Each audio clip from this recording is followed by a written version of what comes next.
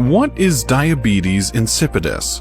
Diabetes insipidus is a rare and uncommon condition characterized by the inability of the kidneys to conserve water. This imbalance of fluids makes you feel extremely thirsty, polydipsia, and have a frequent urge to urinate, which are the characteristic features of diabetes insipidus and diabetes mellitus.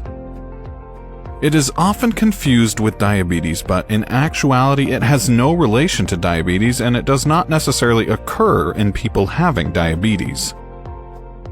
Diabetes insipidus is caused when there is a problem with vasopressin, a fluid balancing hormone. It is also called antidiuretic hormone, or ADH. It's synthesized in the hypothalamus of your brain and stored in the pituitary gland and released upon need. Thirst and urination are the two mechanisms that are involved in the regulation of fluid in your body. When you feel thirsty or the body is a bit dehydrated, the level of vasopressin rises.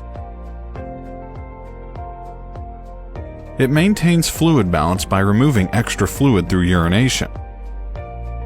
There are two types of diabetes insipidus. Central diabetes insipidus occurs when there is reduced production of ADH due to pituitary gland damage. The damage can be because of various reasons like a head injury, reduced blood supply to the pituitary, and tumors, etc.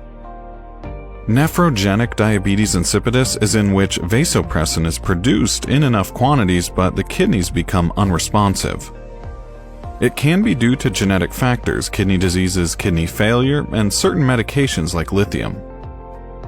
Dipsogenic diabetes insipidus occurs when the standard thirst mechanism in the hypothalamus has defected. A person feels extremely thirsty and liquid intake increases. This reduces the levels of vasopressin by increasing urine output. The causes or predisposing factors of this type are similar to the central one. And gestational diabetes insipidus, that occurs in pregnancy only. Vasopressin is broken down by an enzyme that is produced by the placenta, an organ joining the mother with the baby.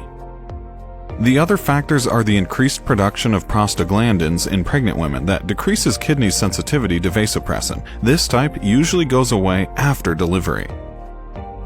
The primary symptoms are polydipsia and polyuria that have already been discussed above. The other or uncommon symptoms may be dry skin, dizziness, confusion, nausea, etc. Look for immediate medical attention in the case of seizures, as they occur only in severe dehydration. There are several tests that your doctor may perform to diagnose diabetes insipidus. For example, urinalysis, a magnetic resonance imaging, MRI, water deprivation test, and genetic screening. In urinalysis, a urine sample is taken to check salt and water concentration. Fluid concentration is high if you are DI positive.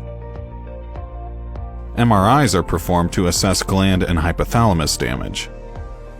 A water deprivation test will determine osmolality and ADH levels, etc. And genetic screening is done for the assessment of family history to check inherited DI.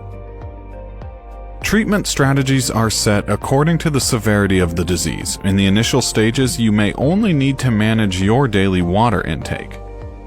Hormone therapy is available and is common for all the different types of diabetes insipidus. Desmopressin is an artificial hormone, synthetic vasopressin, available in various dosage forms.